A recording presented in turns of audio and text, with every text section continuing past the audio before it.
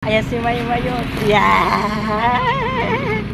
Baby Maymay kung maganda. Baby Maymay kung maganda. She is so beautiful. Sino ang pinaka-beautiful na pusa sa Sampaloc? Ha? Aber daw, sino ang pinaka-beautiful, ha? Ha? Sino ang pinaka-magandang pusa sa Sampaloc? Ha? Ha? Sino daw? Ha? Sino ang pinaka-magandang pusa? Si Maymay lang yon, ha? Akala nyo ba si Maymay lang kaya yon? Napakaganda.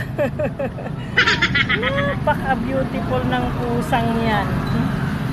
So stunning, Maymay. Tara na, kain ka baby ko. Dami sinasabi, oo. Kaya naiinis si Maymay sa akin minsan eh. Kasi ako daw, dami ko daw sinasabi. Nakakainin na lang daw siya. Ayan, natin, maghintay na siya. Napakabihib ng mahal ko na yan. Sino ba naman hindi magmamahal kay Maymay?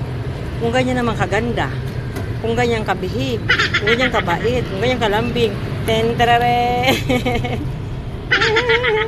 May kasama guys. Aha, ito mahal oh. Si Maymay ang napaka-arting pusa sa balat ng lupa. Tignan mo, ay naman pansin ng pagkain. Lalo ko na lang yan. Ayun niya kasi may kasama. Bye bye. I love you guys.